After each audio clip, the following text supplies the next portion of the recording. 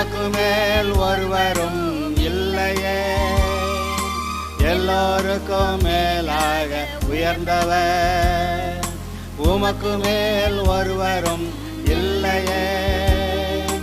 அல்லேலூயா. இன்றும் கூட தேவன் தம்முடைய ஊழியக்காரருக்கு கொடுத்த தரிசனங்கள், அதில் தேவன் தம்மை பற்றி கொடுத்த தரிசனங்கள், அவைகளை சற்று பார்க்கலாம் என்று யோசிக்கிறேன். முதலாவது, தேவன் ஆதாம் ஏவாளை சிருஷ்டித்த போது நேரடியாக அங்கேயே இருந்தார். அவங்களுக்கு எதுவும் தரிசனமெல்லாம் ஒன்றும் வேண்டியதில்லை. நேரடியாக பிரத்யட்சமாக அங்கேயே அவர்களோட கூட இருந்தார். என்ன, அவர்கள் சிருஷ்டிக்கப்பட்ட போது பகலில் குளிர்ச்சியான வேலையிலே தேவன் வருவார், நேரடியாக வருவார். இரவு 12 மணி நேரங்கள், 12 மணி நேரம் பிசாசு வந்து இவன்கிட்ட பேசுகிறதுக்கு ப்ரொவிஷன், அனுமதி கொடுக்கப்பட்டிருந்தது. அதனால் அவனுக்கு தேவனை தெரியாதுன்னு சொல்ல முடியாது, பிசாசை தெரியாதுன்னு சொல்ல முடியாது. அதுபோல் தேவனை அறிந்து கொள்ளுகிற, அதாவது நேரடியாக உட்கார்ந்து பேசி அறிந்து கொள்ளுகிற வாய்ப்பு. அதே போல் பிசாசு பேசினாக்க அதை வேண்டான்னு சொல்லணும். ஆனாலும்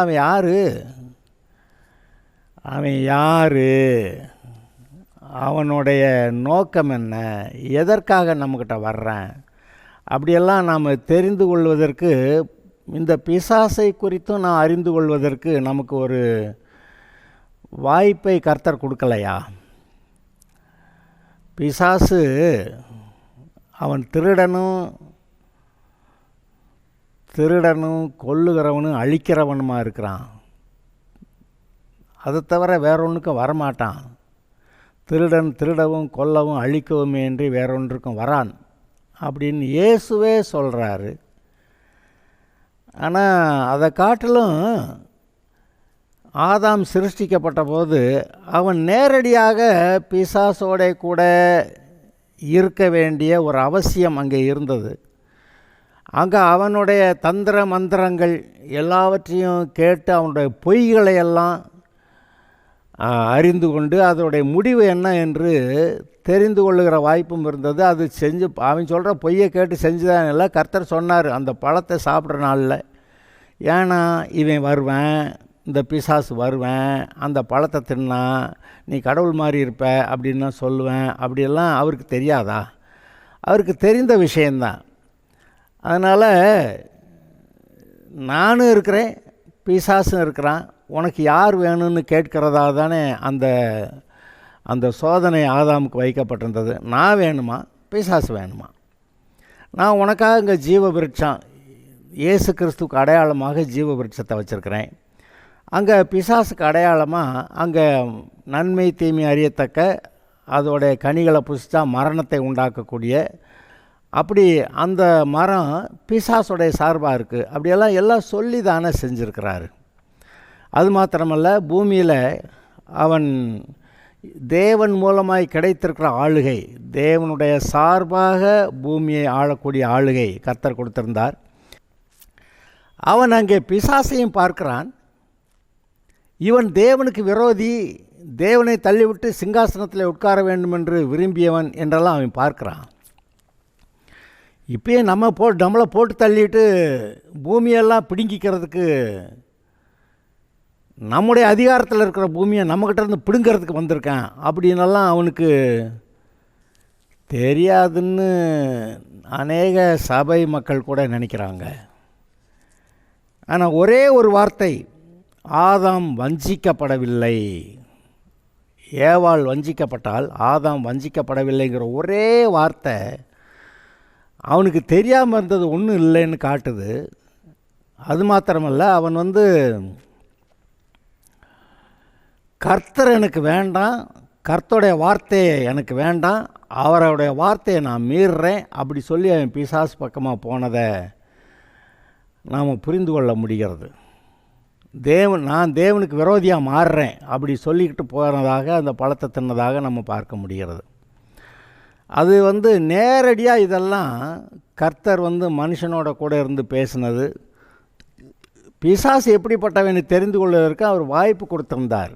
எல்லா விஷயத்தையும் சொன்னார். இந்த வாரம் அவன் வர்றேன், அவன் சொல்கிறத கேட்டால் நீ செத்து போயிடுவ, நரகம் போகணும், நித்திய நரகத்துக்கு போகணும், எல்லாமே சொல்லியிருக்கிறாரு. ஒன்றும் அவனுக்கு மறைபொருள் அல்ல.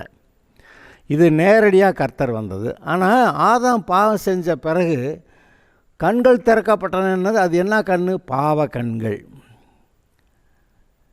இயற்கையில் பார்க்குற விஷயம் மாத்திரம் தெரியும், ஆவி மண்டலத்தில் இருக்கிற காரியங்கள் எதுவும் தெரியாது. அதனால தான் பாவிகளுடைய மனம் இந்த இந்த உலகத்தின் அதிபதி பிசாசினால் மனம் குருடாக்கப்பட்டது அப்படின்னு நம்ம பார்க்குறோம். அப்போ ஆதாம் பாவம் செஞ்சப்போ கண்கள் திறந்ததுன்னா பாவ கண்கள் திறந்துச்சு. ஆனால் ஆவிக்குரிய கண்கள், தேவனை காண்கிற கண்கள், தேவனுடைய பிரசன்னத்தை உணர்கிற இருதயம் இல்லாமல் போய் அவன் ஆவிக்குரிய கண்களை குருடான நிலைமையில் அவன் இருக்கிறாங்கிறது நமக்கு தெரியுது. ஆனால் இப்படி குருடாக்கப்பட்ட நிலைமையில் தேவன் சில தரிசனங்களை கொடுக்கிறார். தரிசனங்கள் நீங்கள் பார்த்தீங்கன்னா, ஆபிரகாம்கிட்ட கர்த்தர் நேரடியாக தான் வந்து பேசினார், ஈசாக்கிட்ட பேசியிருக்கிறாரு, யாக்கோபுக்கு தரிசனமெல்லாம் கொடுத்தாரு. யாக்கோபு ஒரு தரிசனத்தை பார்க்குறான். அங்கே பரலோகத்தில் கர்த்தர் வீற்றிருக்கிறார், ஏணி இருக்கிறது, தூதர்கள் ஏறுகிறவர் இறங்குகிறவர்களுமாய் பார்க்கிறார்கள். அங்கே தரிசனம். அப்புறம் தேவனை பார்க்கறதுக்கு மட்டும், அதுக்கானது மட்டும் எடுத்துக்கிற வேறு நிறையா தரிசனங்கள் இருக்கின்றன. இங்கே மோசே ஒரு தரிசனத்தை பார்க்குறான். முட்செடி, பற்றி எரிகிற முட்செடி, அதிலிருந்து கர்த்தர் பேசுகிறாரு. அது தேவன் அக்கினியாக இருக்கிற, பட்சிக்கிற அக்கினியாக இருக்கிறவர் அப்படிங்கிற ஒரு வெளிப்பாடு. அவர் பரிசுத்தர், நீதிபரர், நல்லவர் எல்லாத்தோடு சேர்ந்து பட்சிக்கிற அக்கினியாக இருக்கிறாருங்கிற வெளிப்பாட்டோடு வந்தார். யோசுவாக்கிட்ட கர்த்தர் வரும்போது ஒரு பெரிய சேனையின் அதிபதியாய் கர்த்தர் வந்தார். உங்களுக்கு ஜெயம் கொடுக்கறதுக்காக நான் வந்திருக்கேன் அப்படின்னு வேற சொல்லிட்டார். சரி, அதையெல்லாம் பார்த்தோம். அதுக்கு பிறகு பார்த்திங்கன்னா, அங்கே யோசேப்புக்கிட்ட கர்த்தர் வந்து தரிசனமாக என்ன கொடுத்தாரு? தன்னை பற்றி சொல்லலை. ஆனால் அங்கே வந்து உன்னுடைய சகோதரர்கள் எல்லாரும் உன்னை வந்து பணிந்து கொள்வாங்க அப்படின்னு மட்டும் சொல்லிட்டு போயிட்டார். கர்த்தருடைய வார்த்தை, கர்த்தர் பேசினார்னு நம்பி அதை விசுவாசித்து அதை சுதந்திரித்து கொண்டான் அப்படின்னு நம்ம பார்க்குறோம். எலியா எலிசா விஷயத்தில் என்ன தரிசனம்? எலியா எந்த தரிசனத்தை கண்டு ஊழியத்துக்கு வந்தான்? எலிசா எந்த தரிசனத்தை கண்டு ஊழியத்துக்கு வந்தான்? அவங்க நேரடியாக கர்த்தரை பார்த்ததுக்கான தரிசனங்கள் சொல்லப்படலை. ஆனால் கர்த்தர் அவர்களை தெரிந்து கொண்டு அபிஷேகம் தந்து அவர்கள் மூலமாக பெரிய கிரியைகளை நடப்பித்தபடியாலே அது மூலமாக நமக்கு புரிகிறது. எலியாவை போல் 2 மடங்கு அபிஷேகம் வேணும்னு கேட்டு அங்கே எலிசா வேலை செய்தது தெரிகிறது. ஆனால் பிறகு நீங்கள் பார்த்தீங்கன்னா, ஏசாயா ஒரு தரிசனத்தை பார்க்குறான். தேவன் பரலோகத்தில் இருக்கிறார், கீழே அவருடைய வஸ்திரத்தொங்களால் இங்கே பூமியில் அந்த ஆலயம் நிரம்பி இருக்கிறது. அந்த மாதிரி ஒரு காட்சியை பார்க்குறான். அங்கே ஆலயம் புகையினால் நிரம்பினபடியால் அங்கே கர்த்தருடைய ஊழியர்கள் உள்ளே நுழைய முடியாமல் இருந்துச்சு. அதையெல்லாம் பார்க்குறோம். அது தேவனை கண்ட காட்சி. எரேமியாக்கிட்ட கர்த்தர் பேசினார். தாயின் வயிற்றில் இருக்கும்போதே உன்னை அறிந்து கொண்டேன் அப்படியெல்லாம் சொன்னார். ஆனால் அவனுக்கு தரிசனம், அவரை பற்றி தரிசனம் கொடுக்கலை. எசேக்கியேலுக்கான அவரை பற்றி தரிசனம் வந்தது. அவர் ஒரு சேரியட்டில் ஒரு இடத்துல இன்னொரு இடத்துக்கு போகிற மாதிரி, அங்கே அந்த சேரியட்டில் அவர் சிங்காசனத்தில், அங்கே ஒரு சிங்காசனத்தில் உட்கார்ந்துருக்கிற மாதிரி அந்த காட்சி, அதை பார்த்தான். இப்படி தரிசனங்களை கண்டவர்கள் அதுக்கப்புறம் சாதாரண மனிதர்களாக இருக்கலை. அவங்க கர்த்தருக்கு பெரிய ஊழியத்தை செஞ்சாங்க. இயேசு கிறிஸ்து தேவனுடைய குமாரன், தேவன் அல்ல, தேவனுடைய குமாரன், அவருடைய சாயல் ரூபமாய் மனுஷராக பூமியிலே வந்த ஒரு ஆள். அவர் வந்து சீஷர்களெல்லாம் பேசி தேர்ந்தெடுத்து நீங்கள் என்னுடைய பின்னே வாருங்கள்னு சொல்லி கூப்பிட்டாரு. தேவனுக்கு அவருக்கு வித்தியாசம் இல்லை. தேவனுக்கு சமமாக இருப்பதை கொள்ளையாடின பொருளாக எண்ணாமல் அப்படி போட்டிருக்கு. அப்போ அவர் வந்து குமாரனா, ஆனால் தேவனுக்கு சமமாக இருந்து இங்கே சீஷர்களை தெரிந்து கொண்டு இத்தனை வருஷங்கள் இங்கே இருந்து அந்த வாழ்க்கையில் தனக்கு கொடுக்கப்பட்ட வேலையை முடித்தார்.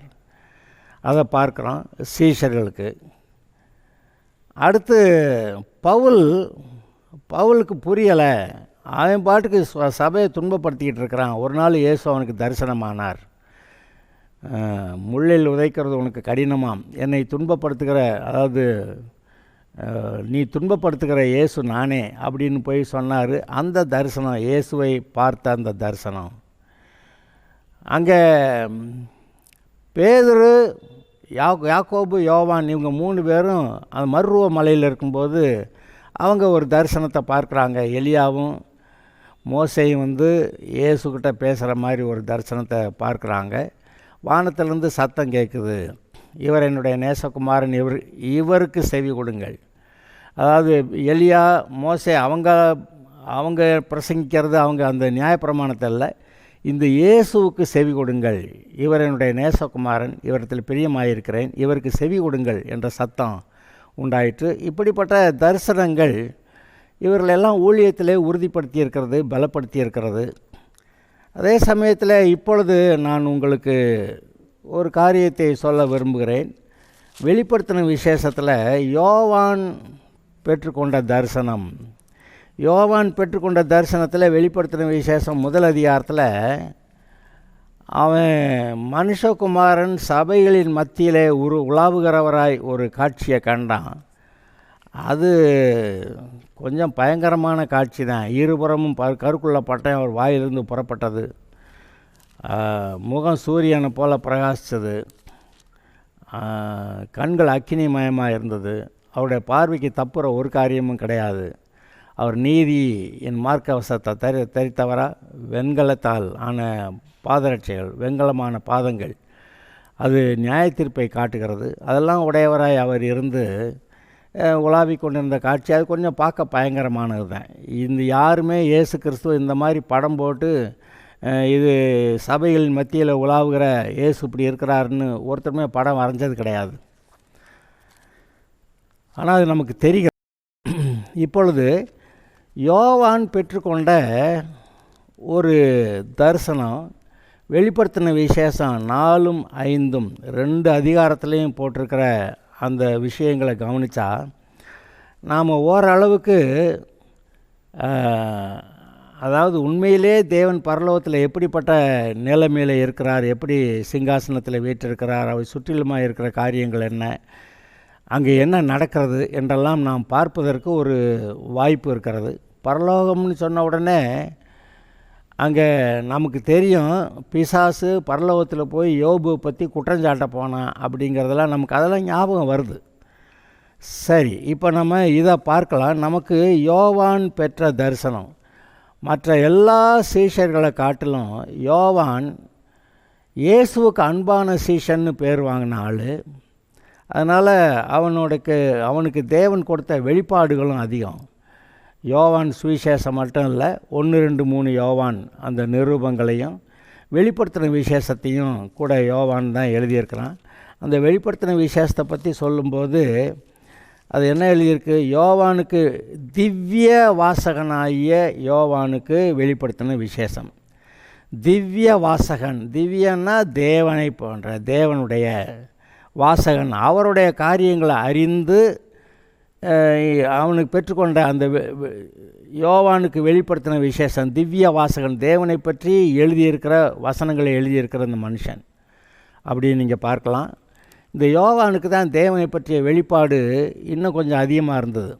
ஆதியிலே வார்த்தை இருந்தது, அந்த வார்த்தை தேவனிடத்தில் இருந்தது, அந்த வார்த்தை தேவனாய் இருந்தது, அவர் ஆதியிலே தேவனோடு இருந்தார், சகலம் அவர் மூலமாய் உண்டாயிற்று, உண்டானதொன்று அவராலே இல்லாமல் உண்டாகவில்லை, அவருக்குள் ஜீவன் இருந்தது, அந்த ஜீவன் மனுஷருக்கு ஒளியாக இருந்தது. இந்த உலகத்தில் எந்த மனுஷனையும் பிரகாசிப்பிக்கிற ஒளியாக இந்த மெய்யான ஒளி, இந்த வெளிப்பாடெல்லாம் யோவானுக்கு தான் கிடச்சிது. அதாவது தேவனிடத்தில் அன்பு கூர்ந்து அவரை நோக்கி பார்த்து அப்படி சொல்கிறான் அவன். ஆதி முதல் நாங்கள் கேட்டதும், ஆதி முதல் இருந்ததும், நாங்கள் கேட்டதும், எங்கள் கண்களினால் கண்டதும், நாங்கள் நோக்கி பார்த்ததுமான ஜீவ வார்த்தையை குறித்து உங்களுக்கு அறிவிக்கிறோம், நாங்கள் தொட்டதுமாயிருக்கிற அப்படி பார்த்து சொல்கிறான் அவன். அதாவது நோக்கி பார்த்தானா, இவர் யாருன்னு நோக்கி பார்த்தானா, அவனுடைய மனசு அங்கே இருந்தது. அந்த தேவனை நோக்கி பார்த்தான். அவனுக்கு தேவனை பார்க்கணுங்கிற ஒரு ஆசை, மோசைக்கும் தேவனை பார்க்கணுங்கிற ஆசை. உன்னுடைய முகத்தை கிருபை இருந்தால் எனக்கு முகத்தை பார்க்கட்டும்னு. அப்போ முகத்தை பார்த்து ஒருத்தனை உயிரோட இருக்க முடியாது. அதனால் முகத்தை மட்டும் மறைச்சிக்கிறேன், நான் போகிறப்ப என்னுடைய நாமத்தை நான் அறிவிக்கிறேன் அப்படி சொல்லி, அப்போ தேவனுடைய சாயலை அவன் கண்டான் அப்படின்னு ஒரு இடத்துல அவன் தேவனை நேருக்கு நேர் பார்த்தான் அப்படின்லாம் எழுதியிருக்கு. அப்போ கர்த்தரிடத்தில் அன்பு கூர்ந்து வைராக்கியமாய் அவருக்காக நிற்கிறவர்கள் அவர்கள் தேவனை தரிசிக்கிறார்கள் என்று இன்றைக்கு தரிசனமெல்லாம் சாதாரணம் என்று நினைக்கிறேன். ஏனென்றால் இந்த வசனங்கள் மூலமாய் தேவன் இயேசுவை வெளிப்படுத்துகிறார். இந்த வசனங்கள் மூலமாய் வெளிப்படுத்தப்பட்ட இயேசுவை நாம் பார்க்கும்போது நம்ம பிதாவே பார்த்த மாதிரி, என்னை கண்டவன் பிதாவை கண்டான்னு சொல்கிறாரே, இதையெல்லாம் கொஞ்சம் யோசித்து பார்த்து, அப்போ இந்த வாக்குத்தத்த வசனங்கள் தேவன் தம்மை பற்றி என்ன சொல்லியிருக்கிறார் பைபிளில், அதையெல்லாம் வாசித்து பார்க்கும்போது அது இயேசுவை காட்டுகிறது. இயேசுவை கண்டவன் பிதாவை கண்டான், பிதாவை கண்டவன் அவருடைய சாயல் ரூபத்தில் இருக்கிற மனுஷன் நம்ம யார், எப்படிப்பட்ட ஆளுங்கிறத நம்மையே நாம் அறிந்து கொள்வதற்கு வாய்ப்பு இருக்கிறதுன்னு பைபிள் சொல்லியிருக்கிறதை பார்க்குறோம். ஓகே, இதெல்லாம் நம்ம முன்னணியில் வச்சு, அதாவது ஒரு இன்ட்ரடக்ஷனில் முன்னுரையாக வச்சு பார்த்தாலும் கூட, இப்போ யோவானுக்கு கொடுக்கப்பட்ட சுவிசேஷத்தை அந்த வெளிப்பாட்டை நான் இப்போ வாசிக்கிறேன். வெளிப்படுத்தின விசேஷம் 4. இவைகளுக்கு பின்பு இதோ பரலோகத்தில் திறக்கப்பட்டிருந்த ஒரு வாசலை கண்டேன். பரலோகத்தில் ஒரு வாசல் திறக்கப்பட்டிருக்கிறது.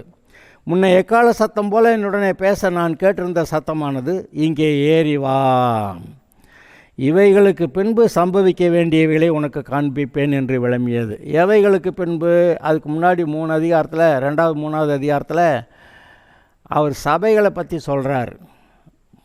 முதல் அதிகாரத்தில் 7 சபைகளின் மத்தியிலே உலாவி கொண்டிருக்கிற மனுஷகுமாரன்.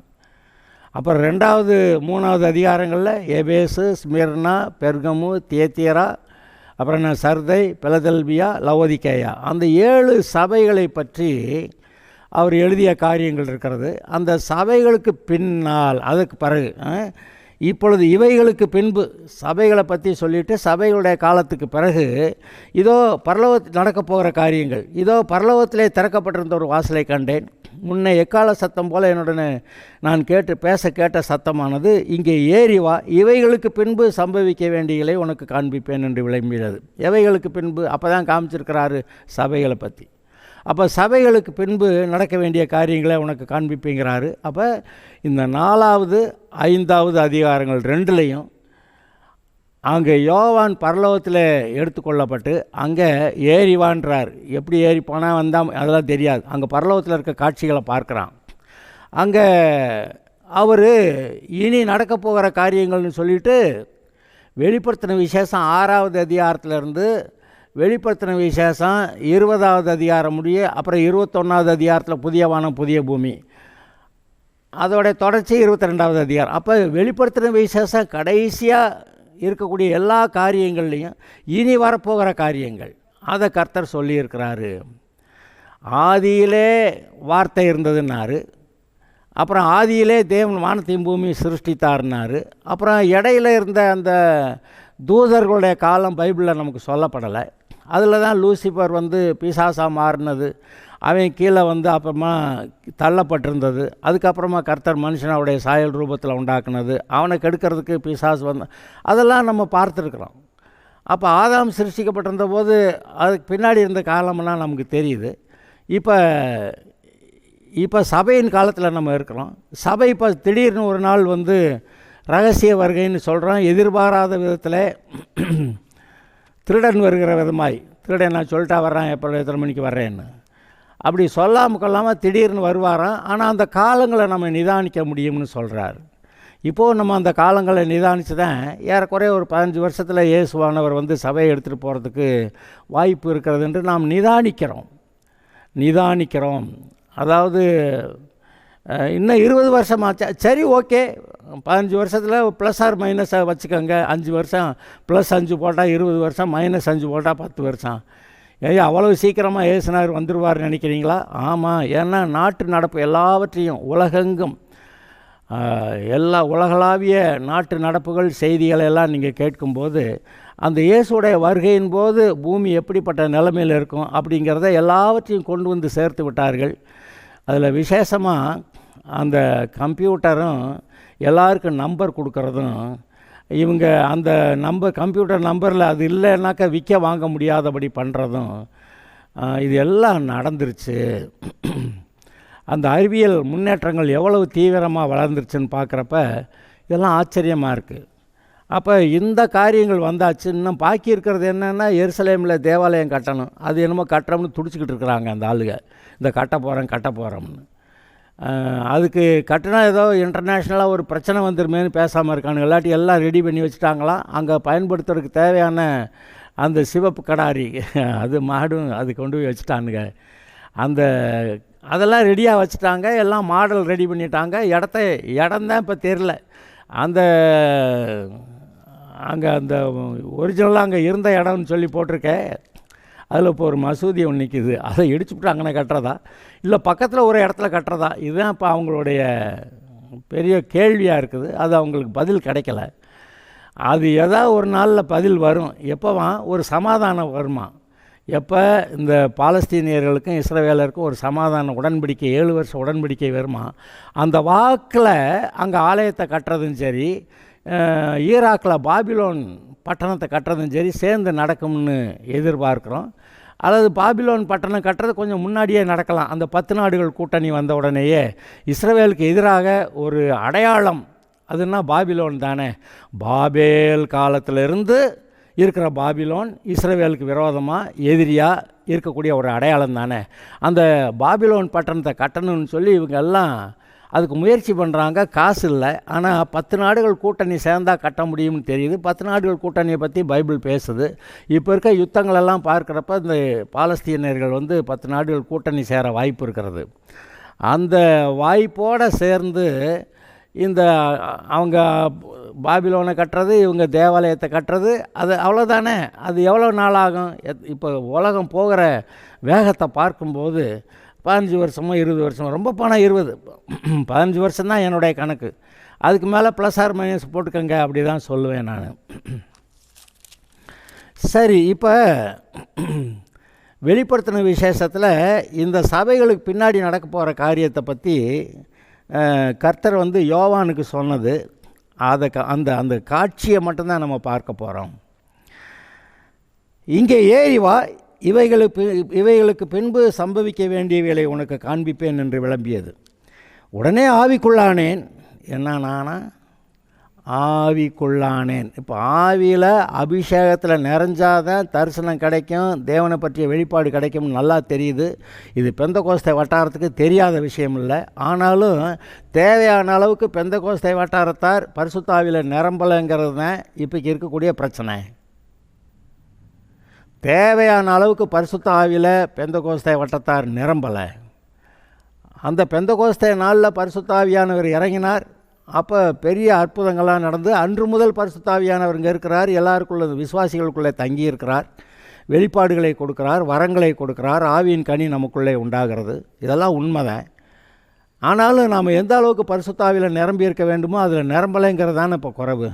சரி, அதை நமக்கு தரிசனத்தில் கொடுக்குறாரு, பார்க்கலாம். உடனே ஆவிக்குள்ளானேன். அப்பொழுது இதோ வானத்தில் ஒரு சிங்காசனம் வைக்கப்பட்டிருந்தது. அந்த சிங்காசனத்தின் மேல் ஒருவர் வீற்றிருந்தார். வானத்தின் மேல் ஒரு சிங்காசனம் வீற்றிருந்தது. ஒரு சிங்காசனத்தின் மேல் ஒருவர் வீற்றிருந்தார். சிங்காசனம் வைக்கப்பட்டிருந்தது. அந்த சிங்காசனத்தின் மேல் ஒருவர் வீற்றிருந்தார்.